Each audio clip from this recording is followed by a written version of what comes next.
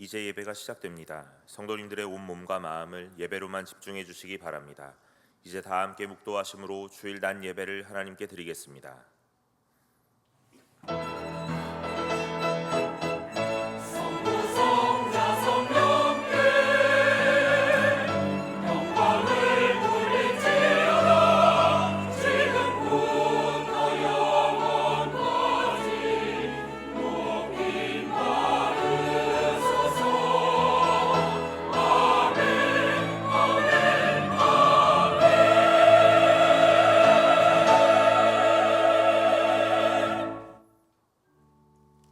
너희 관용을 모든 사람에게 알게 하라. 주께서 가까우시니라. 아멘. 하늘에 계신 우리 아버지여, 이름이 거룩히 여김을 받으시오며 나라의 임하옵시며 뜻이 하늘에서 이룬 것 같이 땅에서도 이루어지이다. 오늘날 우리에게 일용할 양식을 주옵시고 우리가 우리에게 죄 지은 자를 사하여 준 것 같이 우리 죄를 사하여 주옵시고 우리를 시험에 들게 하지 마옵시고 다만 악에서 구하옵소서. 대개 나라와 권세와 영광이 아버지께 영원히 있사옵나이다. 아멘.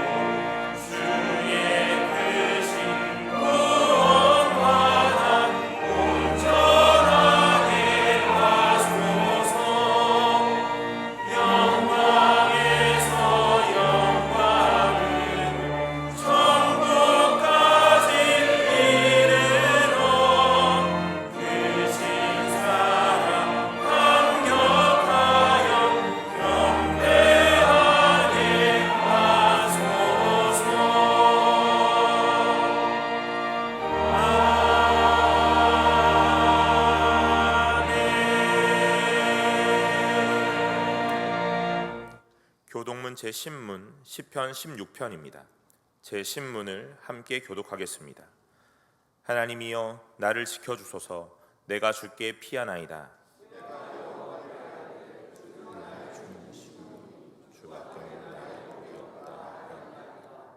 땅에 있는 성도들은 존귀한 자들이니 나의 모든 즐거움이 그들에게 있도다.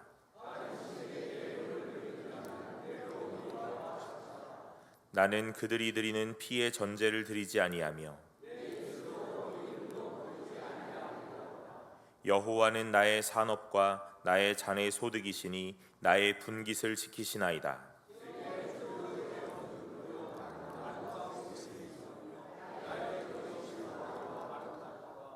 나를 훈계하신 여호와를 송축할지라. 내가 여호와를 항상 내 앞에 모심이여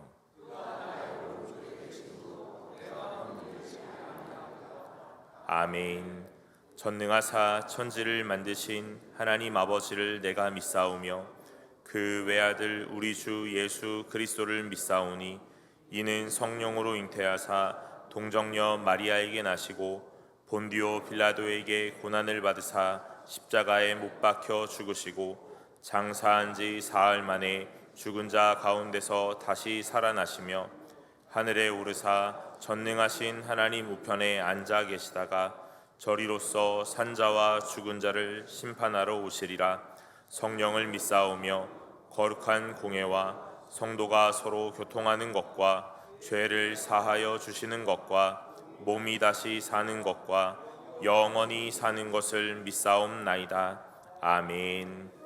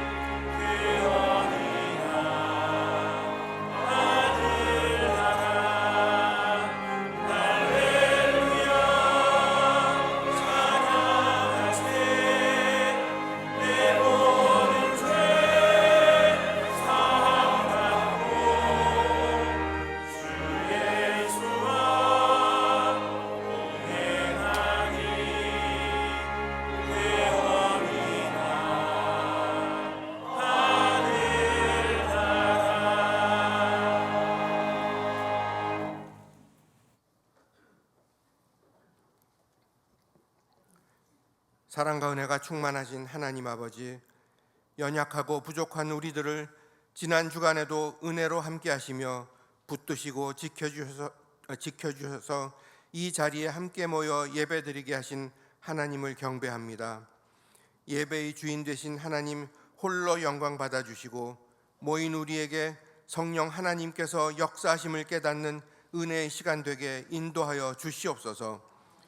우리들 마음속에 주님께 간구하는 많은 기도 제목이 있지만 나의 욕심을 내려놓고 내가 주님의 자녀된 것과 주님의 도구인 것을 고백하며 주님만을 높이며 감사드리는 기도가 우선되게 하여 주시옵소서.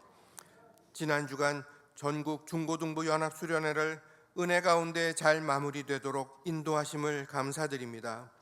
4년 동안 중고등부 연합수련회를 이어올 수 있는 것은 하나님의 은혜입니다.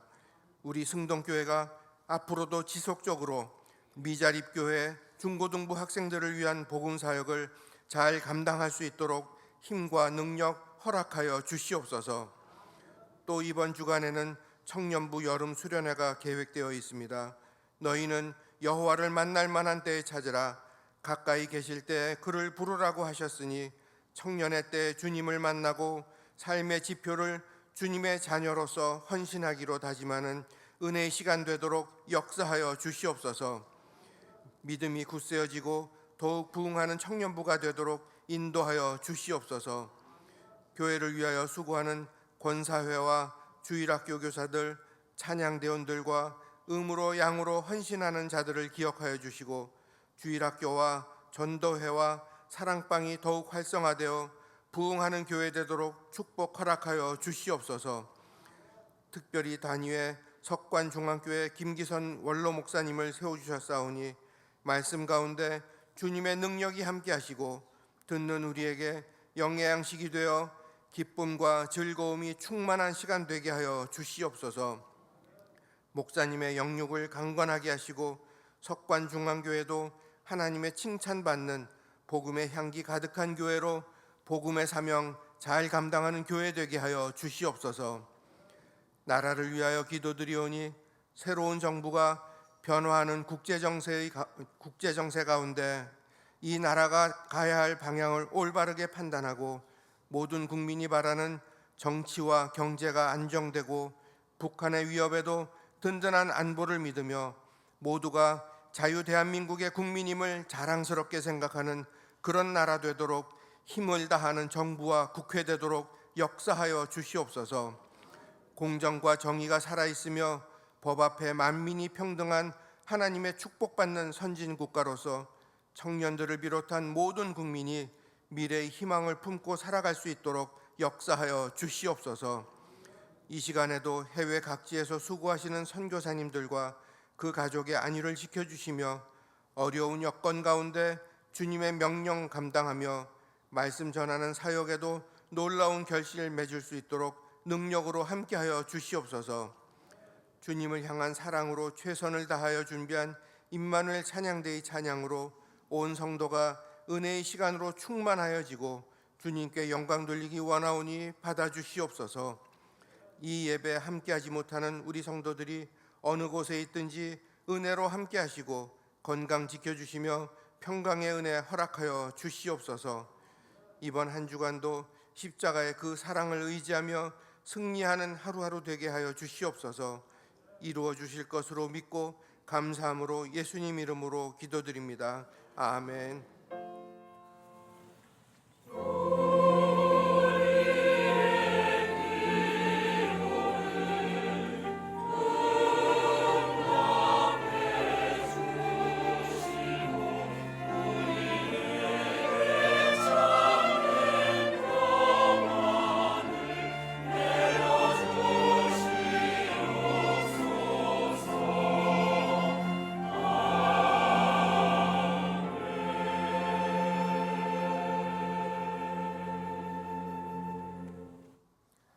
성경을 봉독하겠습니다. 하나님의 말씀은 마태복음 22장 34절로 40절까지의 말씀입니다. 마태복음 22장 34절로 40절까지의 말씀을 제가 봉독하겠습니다. 예수께서 사두개인들로 대답할 수 없게 하셨다 함을 바리새인들이 듣고 모였는데 그 중에 한 율법사가 예수를 시험하여 묻되 선생님, 율법 중에서 어느 계명이 크니이까? 예수께서 이르시되 내 마음을 다하고 목숨을 다하고 뜻을 다하여 주 너의 하나님을 사랑하라 하셨으니 이것이 크고 첫째 되는 계명이요 둘째도 그와 같으니 내 이웃을 내 자신같이 사랑하라 하셨으니 이 두 계명이 온 율법과 선지자의 강령이니라. 아멘. 이제 임마누엘 찬양대가 찬양으로 하나님께 영광을 돌리겠습니다.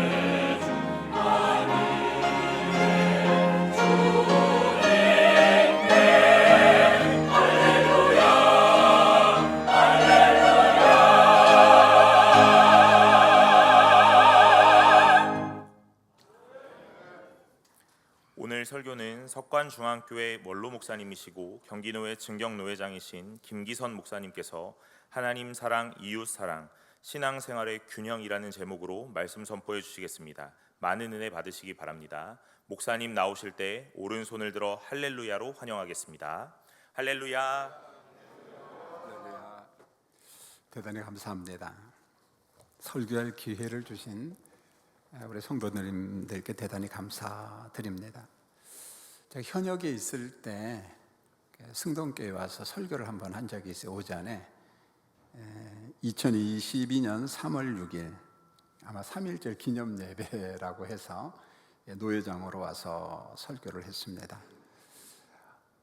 우리 최 목사님 또 장로님들, 사랑하는 성도님들 만나 뵙게 되어서 대단히 감사합니다. 할렐루야. 우리 한국 사람들은 강사가 딱 쓰면은 굉장히 궁금해요. 막 묻고 싶죠. 김기선 했는데 어디 김씨일까? 이걸 이야기를 안 하면 은혜를 못 받아요. 궁금해가지고 딱 여기까지만 이야기합니다. 경주 김씨입니다. 나머지는 그저 상상으로 이렇게 생각하셨으면 좋겠어요. 저는 같은 경기노회에서 석관중앙교회 석관동에 있습니다. 34년 4개월간 목회를 했고 교회법이 정한 것보다 조금 일찍 은퇴했습니다. 오랜 동안 제가 좀 몸이 아팠고 어느 정도 좀 회복이 되니까 이제 좀 은퇴하고 건강한 후배가 왔으면 좋겠다 해서 아주 후배 목사님이 아주 목회를 대단히 잘합니다. 너무 감사하죠. 34년 아플 때 어떻게 목회했는가, 결국은 하나님의 은혜지만은 오래오래 기다려준 성도님들 그리고 장로님들, 그분들께 너무너무 고맙고 감사하죠. 제가 많이 아플 때 안식년을 이렇게 주기로 했는데 의사분에게 물어봤나 봐요. 안식년이 지나면 몸이 다 회복될 것 같냐고 하니까 나도 모르겠어요 그러더라는 거예요. 그러면서 당회에서 그렇게 결정했다고 그래. 회복될 때까지 기다리자. 대단한 교회죠. 보면은요, 진짜 회복될 때까지 기다렸습니다. 목회하면서 몸이 많이 아플 때 성도들이 많이 도와줬죠. 보면은요, 제가 오늘 이 설교를 준비를 하면서 하나님 사랑, 이웃 사랑 너무 잘하는 주제지요. 그러나 실질적인 주제는 가로 속에 있는 신앙생활의 균형입니다. 우리가 믿음이 좋다, 신앙생활 잘한다 이야기할 때 정말 내 신앙에 균형이 있느냐, 조화를 이루면서 살아가느냐, 아니면 한쪽으로 치우쳐 있느냐, 목사로서 성도로서 그런 고민을 많이 했습니다.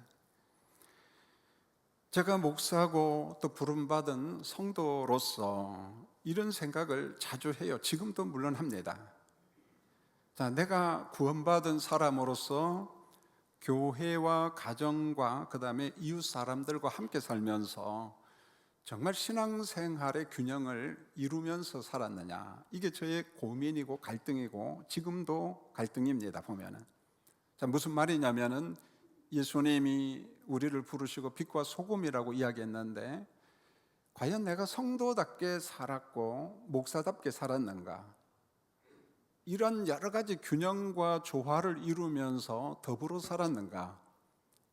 이게 은퇴 이후에 제게 오는 질문입니다. 반성도 하고 회개도 많이 하죠.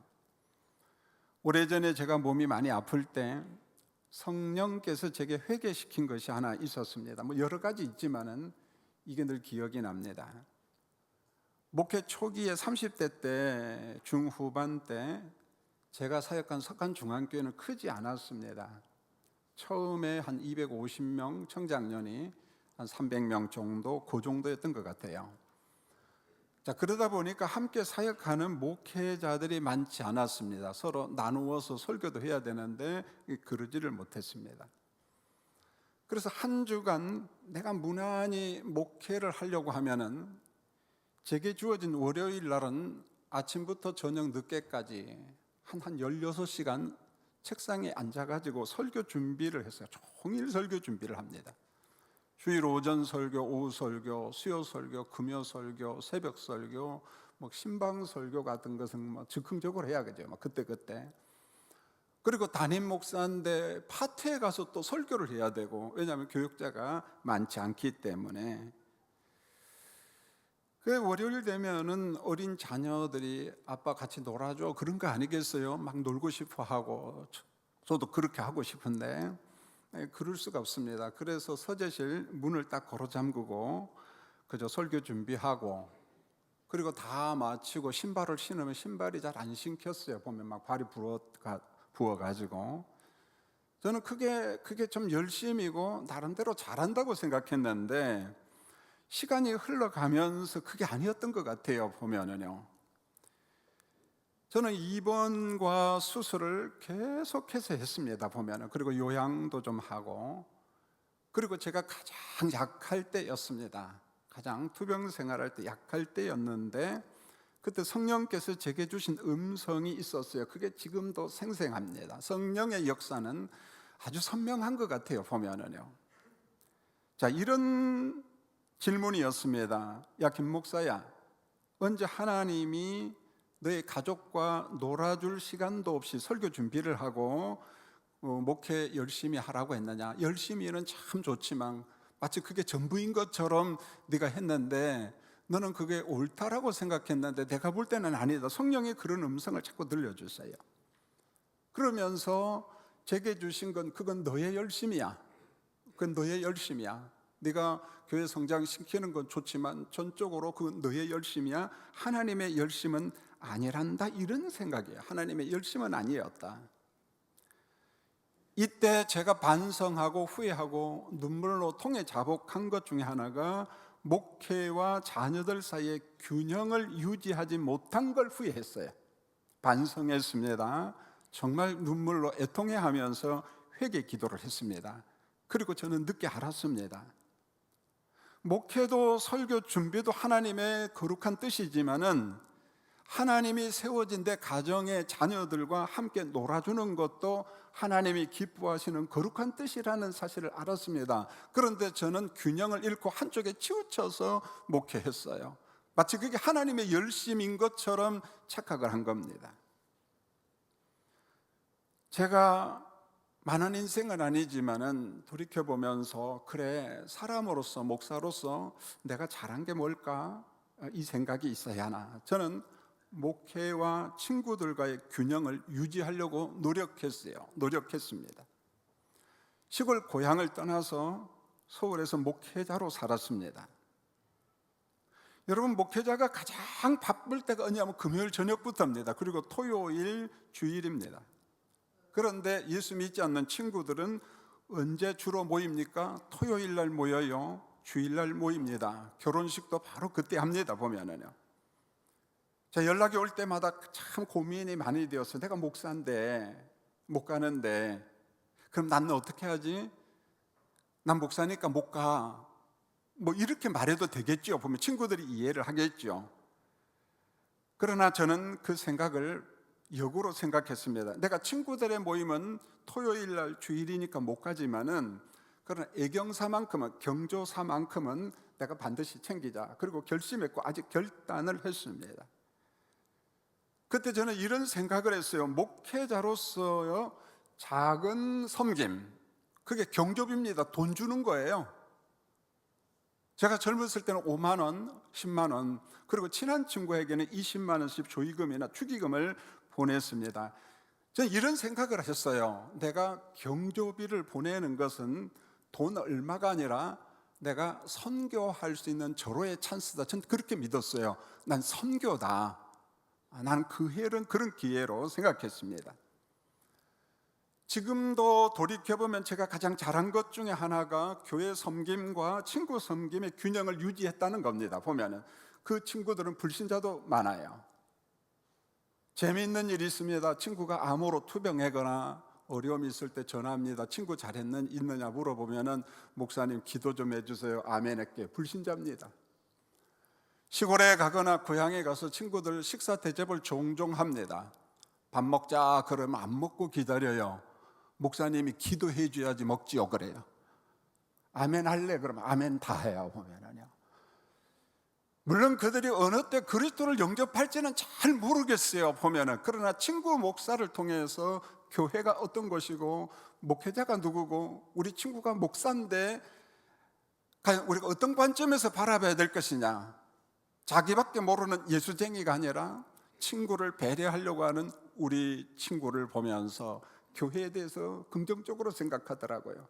그리고 제가 설교하러 간다면 가까운 친구는 옵니다. 보면은요.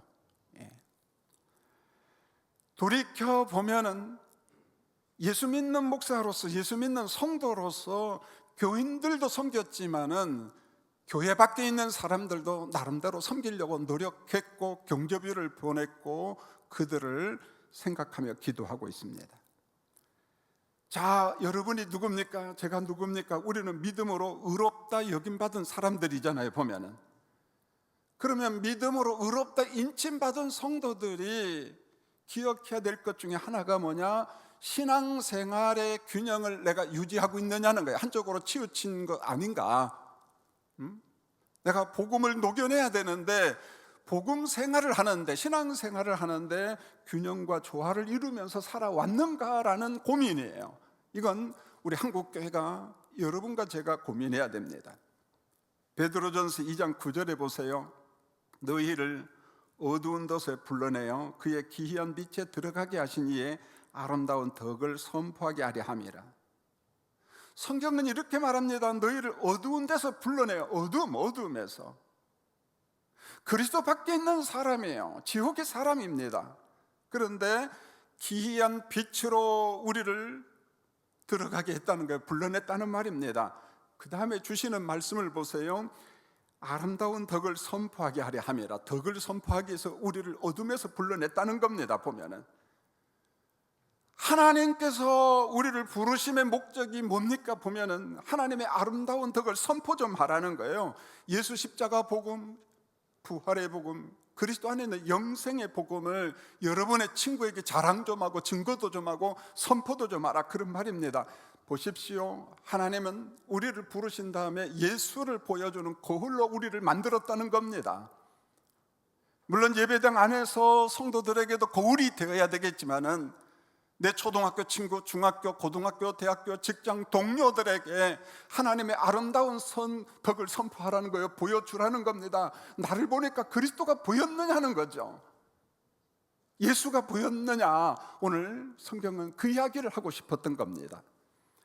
자, 우리 예수님께서 제자들과 유대인들에게 불러 모아놓고 설교를 합니다.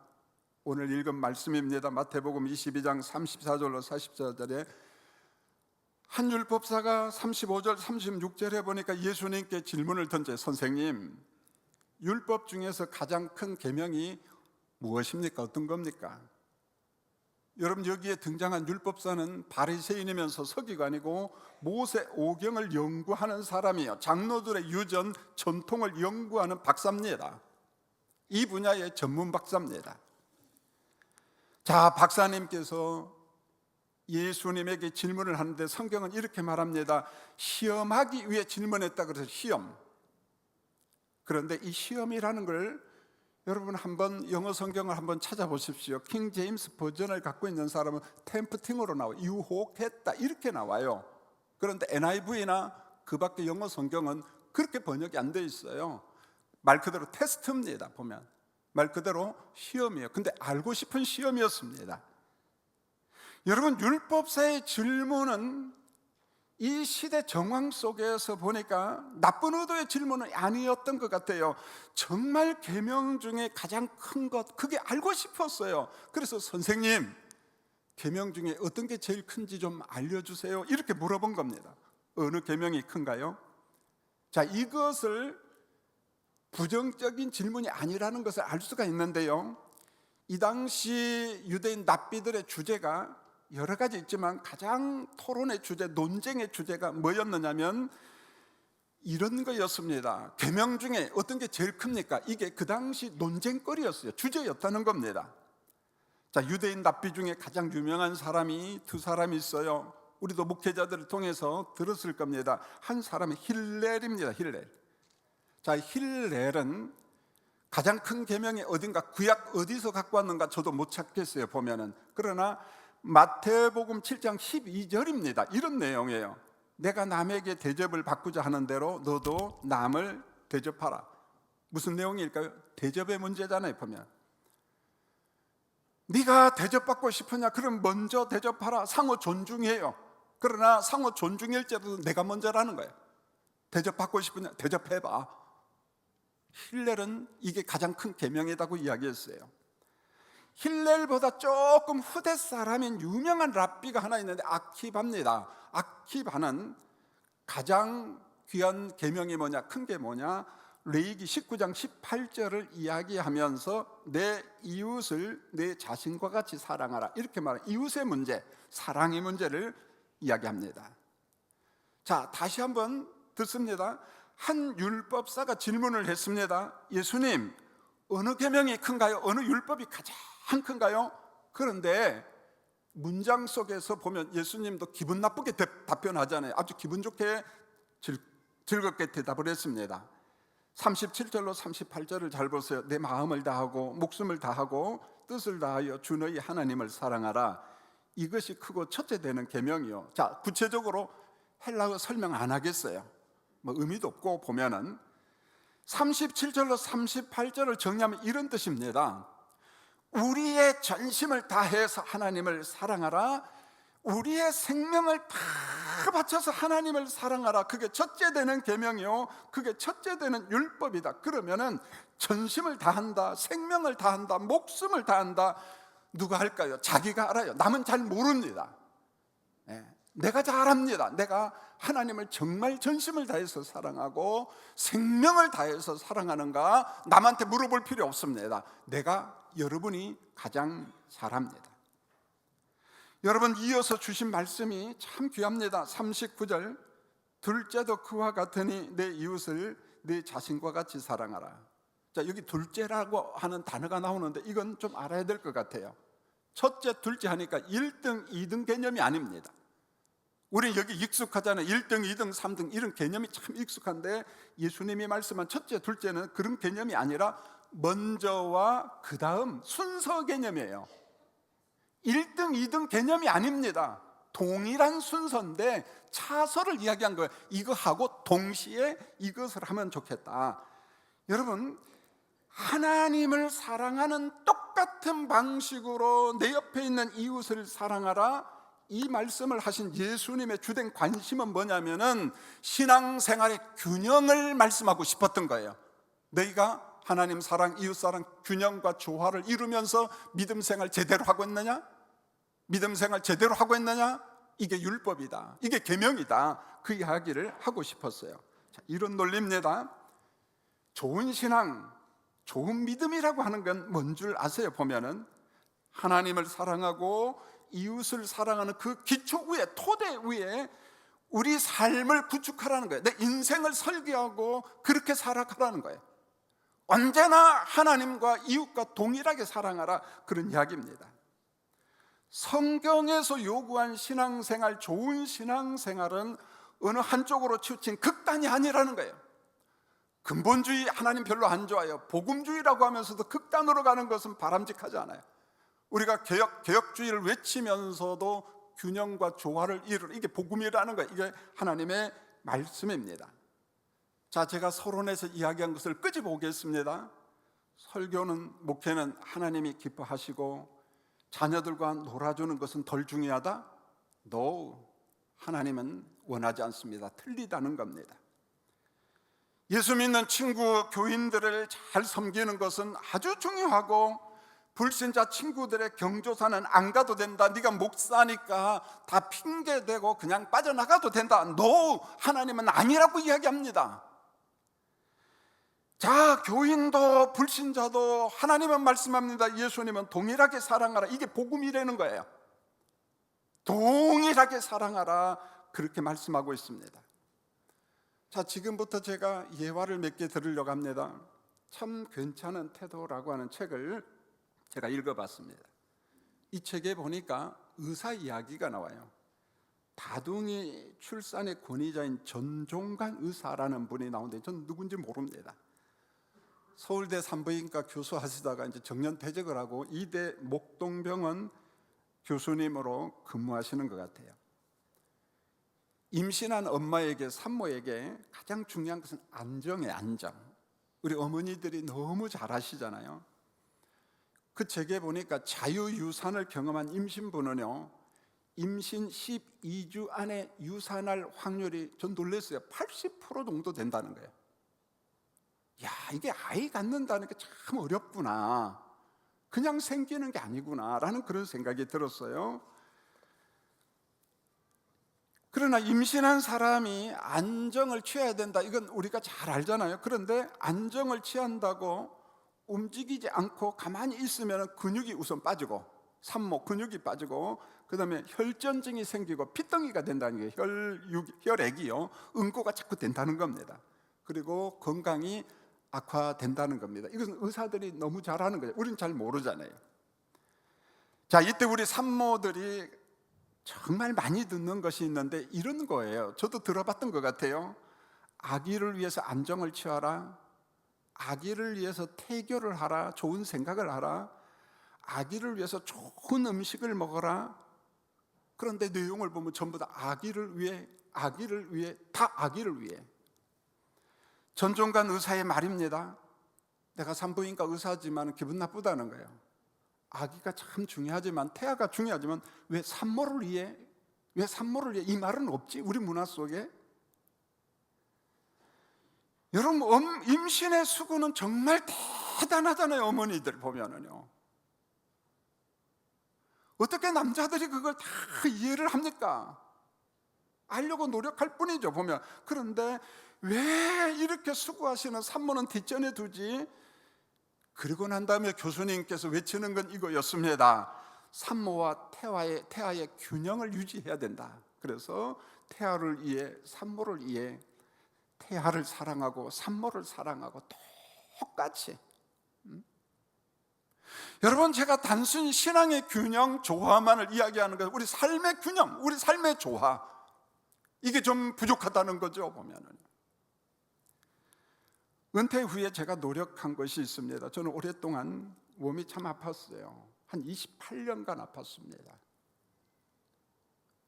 어떤 때는 내가 이러다 죽는 거구나, 죽음의 사선에서 느껴보기도 하고, 우리 어린 애들 때문에라도 살아나야겠다 그런 다짐도 해보고.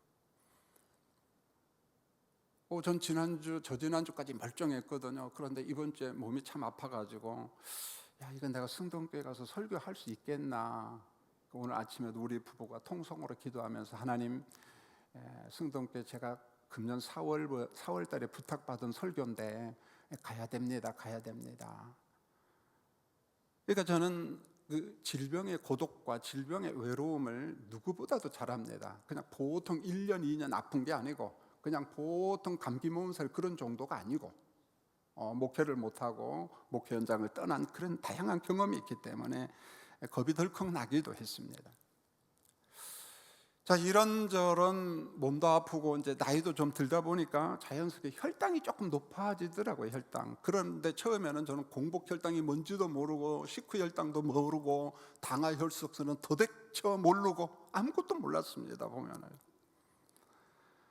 이제 은퇴를 했으니까 조금 높아진 혈당을 잡아보다 이거 잘 안 잡히대 보니까 보면은요.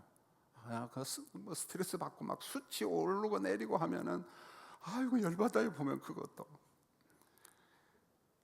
그래 결심을 하고 이제 날씨와 상관없이 밥을 먹고 난 다음은 곧바로 한 30분쯤 걷자. 제가 석관동 코롱 아파트가 사택이었는데 이제 은퇴를 하니까 후임이 들어와서 살고 저는 본동 쪽으로 이사를 왔습니다. 그런데 제가 사는 바로 집 옆에가 북서울 꿈의 숲, 옛날에 드림랜드예요. 진짜 조경시설 잘 되어 있습니다. 아우 서울에 이런 데가 다 있나 할 정도입니다. 그래서 드림랜드 북서울 꿈의 숲에서 이제 걷기를 계속합니다.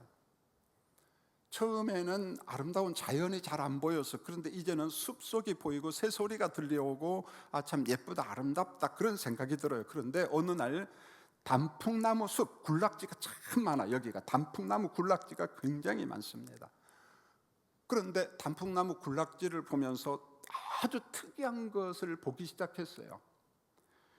여러분 단풍나무 군락지 한두 그루가 아니라 군락지로 있는 데는 그 숲에 일반 잡초가 없고요. 나무들이 하나도 없습니다. 깨끗합니다. 거기 가서 축구해도 상관없어요. 저는 조경 전문가, 나무 전문가가 하니까 너무 궁금한 거예요. 그게 왜 이러지? 늘 그 생각이 들다가 어느 날 우리 부부가 그 나무 옆에 앉아서 챗 GPT한테 물어봤어요. 혹시 이거 가르쳐 줄까? 물어보니까 막 여러 가지가 쫙 나오는데 한 3가지가 정리가 딱 되더라고요. 첫 번째, 단풍나무는 잎사귀가 너무 많아요. 많다 보니까 그늘이 생기고 햇빛이 차단되므로 다른 나무와 잡초가 자랄 수가 없다는 거예요. 햇빛을 전혀 못 받아. 아주 어두컴컴합니다. 환한 대낮에도 대단합니다. 그 잎사귀가요. 두 번째로 수분과 양분을 단풍나무가 전부 다 독점을 한다는 거예요. 물하고 양분을 지 혼자 다 먹는데 그러다 보니까 다른 잡초나 나무들이 전혀 자랄 수가 없다는 거예요. 보면. 세 번째는 단풍나무에서는요 화학물질이 나온대요. 냄새를 가만히 맡아보니까 안 나와 나는. 근데 화학물질이 나오다 보니까 다른 나무 잡초가 자랄 수가 없다는 거예요. 저는 그 글을 보고 깜짝 놀랐어요. 세상에 이런 나무가 다 있구나. 그 아름다운 단풍나무 뭐 그런 건데 야 이거 못됐네 이런 생각이 드는 거예요. 단풍나무의 성향입니다. 이걸 하고 싶었던 거예요. 목회자로서 제가 깨달은 게 이겁니다. 단풍나무의 성향입니다. 나 혼자 잘 살 테니 누구도 내 옆에 접근하지 마. 이웃에 있는 식물들을 전부 다 쫓아내고 이것도 안 되니까 다 잡아 죽여. 그리고 지들만 좋아서 그냥 군락을 이루면서 살아갑니다. 여러분 단풍나무 군락지가 목사인 사람인 제게 준 교훈입니다. 만일에 단풍나무 같은 사람들이 모인 교회라면은 그 교회는 열린 교회입니까? 닫힌 교회입니까? 문 열을까요? 닫을까요? 닫아요. 끝장난 겁니다. 승동께 어떻게 하실래요? 여러분 단풍나무와 같은 사람 없기를 예수의 이름으로 부탁합니다. 단풍나무가 들으면 몹시 섭섭하지만은 단풍나무와 같은 성향의 교회는요 이웃이 없어요. 그저 나 혼자 살겠다는 거예요. 나 혼자 그저 살겠다. 너희들 오지 말라는 겁니다. 보면은요 성경은 그게 아니에요. 하나님을 사랑하라 똑같은 방식으로 내 이웃을 사랑하라 똑같은 방식이 이게 복음이라는 거예요. 주님이 주신 말씀입니다. 교회가 어떤 곳인가요? 우리가 누굽니까? 마지막 예 하나 들고 설교 마치려고 합니다. 정말 이 고민은 20년도 넘게 고민한 것 같아요. 길거리를 가다가 제게 정말 궁금한 게 있었습니다. 비가 오는 날 코오롱 아파트 살 때는 중량천에 나가서 걷습니다. 은흥에 가서 걷기도 하고요. 지금도 북서울 꿈에 가서 걷기도 하는데, 비가 오고 나면 어김없이 지렁이들이요, 어디서 뻘뻘 기어 나왔는지, 길에 왜 그렇게 많은지 여러분도 봤죠? 종로는 없구나. 우리 동네는 많아요. 지렁이들이 어디서 다 기어 나왔는지 나와가지고 사람이 밟기도 하고 자전거 타고 가다가 치여 죽기도 하고 새들이 쪼아먹기도 하고, 목사인지라 관찰력이 있어서 그런지 너무 궁금해가지고 불쌍한 지렁이 옆에 가가지고 내가 물어봤어요. 야, 너 왜 기어 나왔니? 말을 안 해, 얘가요. 그러니까 제가 더 궁금하죠. 오랜 동안 궁금했어요. 야, 넌 순교자도 아닌데 뭐하러 기어 나와서 너 죽냐? 그러니까 또 아무 말도 안 해. 어느 날 제가 생태학자인 생태진화론자죠. 보면은 이 사람 참 재밌어요. 최재천 교수라고 강원도 강릉 사람인데 자기 부인은 교회를 잘 다닙니다. 이번에 예배당에 가는 예수는 안 믿는 것 같아. 보면은 왜 가냐니까 잘 모르겠어. 보면은요. 이분의 글을 통해서 제가 알았어요. 최재천의 곤충사회라고 하는 책에 나오는데 이분 정말 글을 잘 씁니다. 우리 목회자들도 이분 참 논리를 좋아해요. 보면은요. 거기에 이런 글이 나왔어요. 구덩이에, 지렁이가 살고 있는 구덩이에 물이 차서 숨을 못 쉬어서 살기 위해서 필사적으로 기어 나온다는 거예요. 와, 지렁이 보세요. 지렁이가 살고 있는 구덩이 집에 뭐가 찼어요? 물이 차니까 숨을 쉬어요? 못 쉬어요? 죽잖아요. 안 죽기 위해서 필사적으로 어떻게 나왔다고요? 기어 나왔다. 이게 핵심이에요. 기어 나왔습니다. 지렁이는 저한테 인간관계를 가르쳐줬어요. 특별히 목회가 뭔지를 가르쳐줬어요. 여러분 예배 드리니까 화장하고 양복 입고 예쁘게 입고 오니까 다 괜찮은 것처럼 보이죠. 천만의 말씀이에요. 속에는 넘어졌어요. 고통스러워요. 살고 싶지 않을 때도 있어요. 가정에 자식들도 무너졌어요. 이게 교인들입니다. 예배드리는 겉모습만 보니까 멀쩡한 것처럼 보이죠. 행복한 것처럼 보이죠. 아니요, 그게 너무너무 후회가 되고, 야, 내가 뭐 했냐.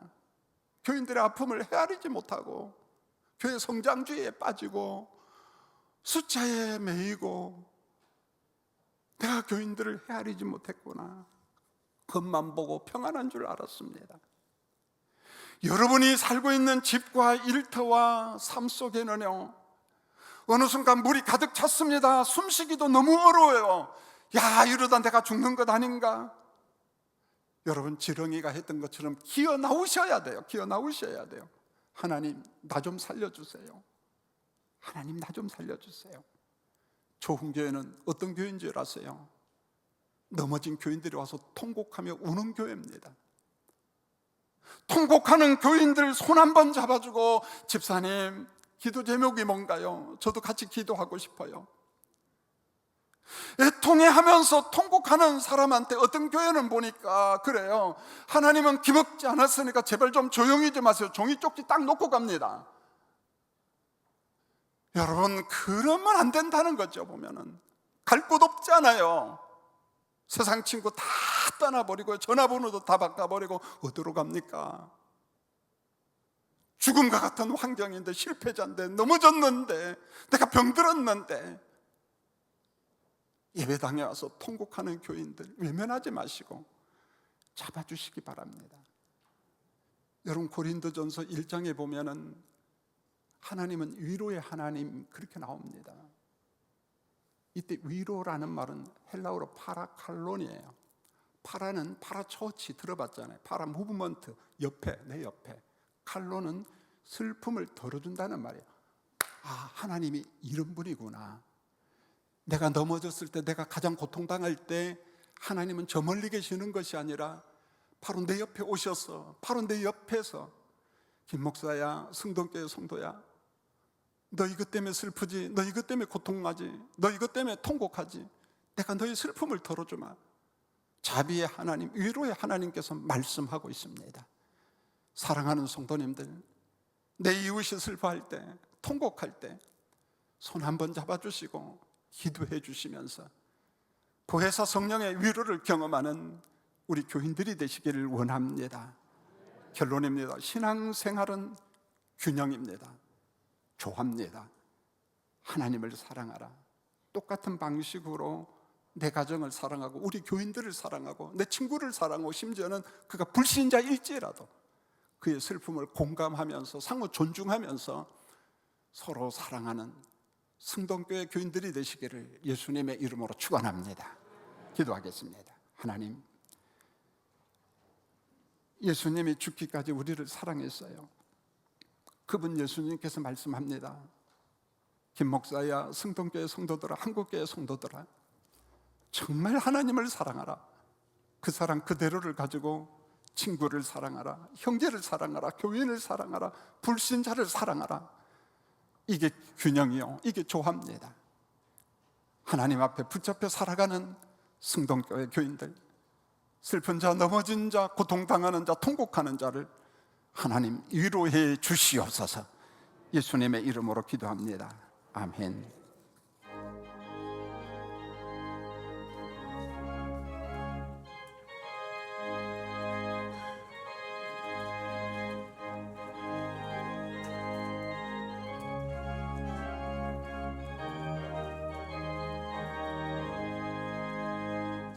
내가 매일 기쁘게 순례의 길 행함은 주의 팔이 나를 안보함이요, 내가 주의 큰 복을 받는 참된 비결은 주의 영이 함께함이라.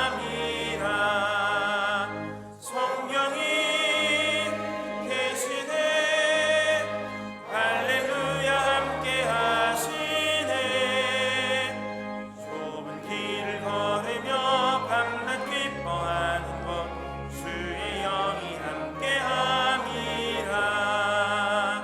저는 죄에 빠져서 평안함이 없을 때 예수 십자가의 공로 힘입어 그 발 아래 엎드려 참된 평화 얻으면 주의 영이 함께함이라.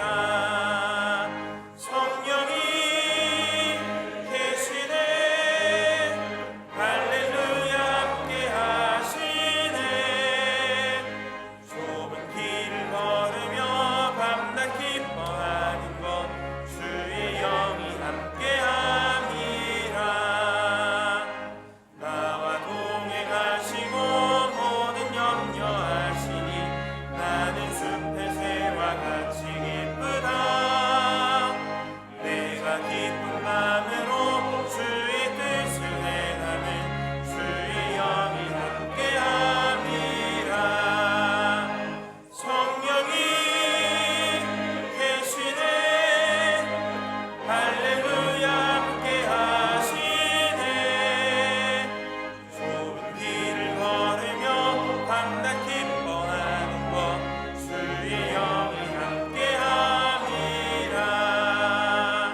세상 모든 욕망과 나의 모든 정욕은 십자가에 이미 못을 박았네. 어두운 밤이 지나고 무거운 짐 벗으니 주의 영이 함께함이라. 성령이 계시네, 할렐루야 함께하시네. 좁은 길을 걸으며 밤낮 기뻐하는 것 주의 영이 함께함이라.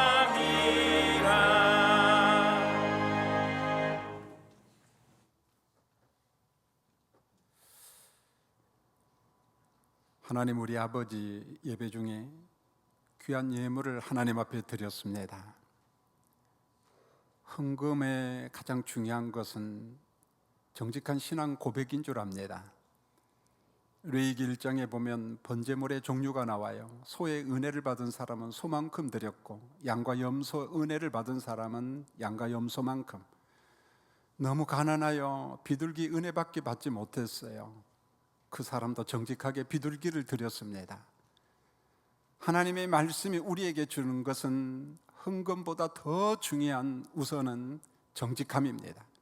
하나님이 내게 주신 것을 늘 기억하면서 하나님 앞에 그만큼 드릴 수 있는 정직한 우리 모든 교인들 되게 도와 주시옵소서.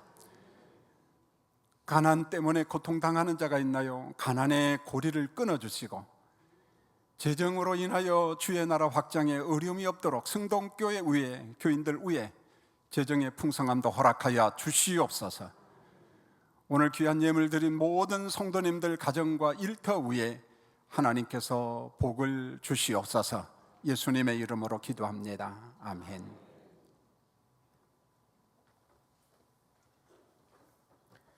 교회 소식을 전해드리겠습니다. 오늘 우리 교회에 처음으로 오신 분들을 예수님의 이름으로 환영합니다. 본당 1층 새가족부실로 오셔서 환영과 안내를 받으시기 바랍니다. 오늘 주일 낮 1, 2부 예배 설교는 석관중앙교회 원로 목사님이시고 경기노회 증경노회장이신 김기선 목사님께서 해주셨습니다. 많은 은혜 받으신 줄로 믿습니다. 제4회 전국 중고등부 연합수련회가 하나님의 크신 은혜 가운데 마무리되었습니다. 수련회를 위해 기도해 주시고 성원해 주시며 귀하게 섬겨 주신 모든 성도님들께 진심으로 감사드립니다. 참석한 학생들이 이번 수련회를 통해 받은 은혜를 잊지 않고 신앙 안에서 계속 자라갈 수 있도록 계속해서 기도해 주시기 바랍니다. 청년부 수련회 안내입니다. 청년부 수련회가 흔들리기도 붙들리기도라는 주제로 8월 14일부터 16일까지 2박 3일간 승동기도원에서 진행됩니다. 위하여 기도해 주시기 바랍니다. 이번 주 금요 기도회 설교는 옥인교회 담임 목사님이신 이은호 목사님께서 해주시고 특송은 오여전도회, 안나회, 심우은회가 드립니다. 많이 참석하셔서 은혜 받고 기도에 응답받는 시간이 되시기를 바랍니다. 승동지 원고 모집 안내입니다. 2026년 1월 1일자로 발행 예정인 승동지 원고를 모집합니다. 관심 있으신 분들은 믿음에 관한 자유 주제로 9월 21일까지 교회 사무실로 제출해 주시기 바랍니다. 성도님들의 많은 참여를 바랍니다. 추가 광고입니다. 오늘 주보에 전도지와 교회 홍보지가 각각 3장씩 함께 끼워져 있습니다. 이 전도지와 교회 홍보지는 성도님들의 거주하시는 주변의 새 가정 또는 세 분에게 사랑과 복음을 전하는 도구로 꼭 활용해 주시기를 바랍니다. 우리 교회는 매월 한 차례 전도지를 주보에 함께 넣어드릴 예정입니다. 하나님의 사랑을 나누는 전도의 기쁨에 함께 동참해 주시기 바랍니다. 나머지 모임 및 알림에 대한 교회 소식은 주보를 참조하시고 이제 다 함께 일어나서 찬송가 1장을 찬양하고 축도로 예배를 마치겠습니다.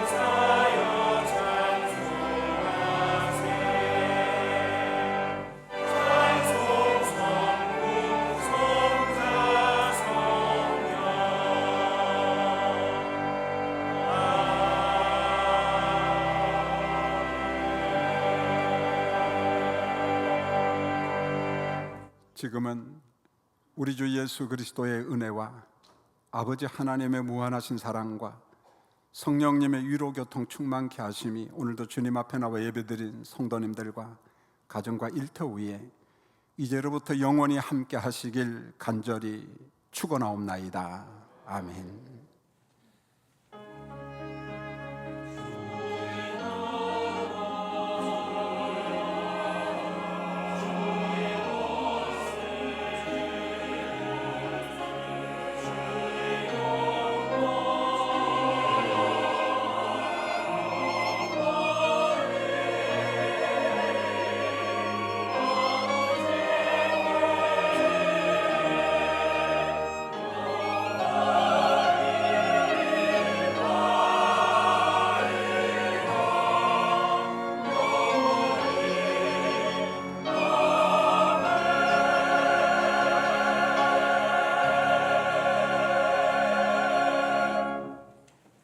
찬송가 546장 1절과 4절을 찬양하면서 돌아가도록 하겠습니다.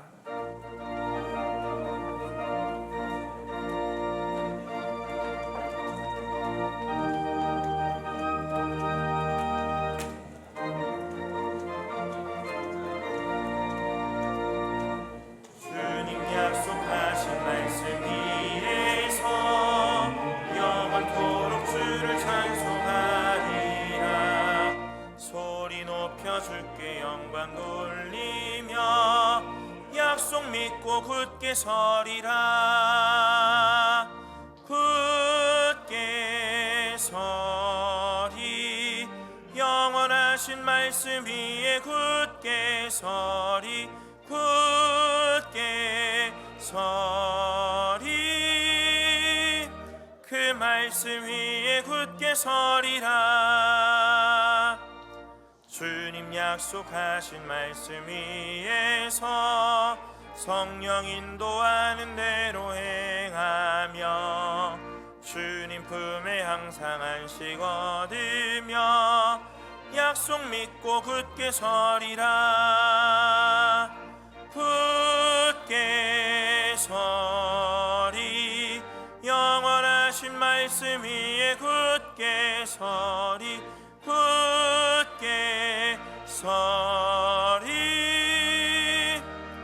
그 말씀 위에 굳게 서리라.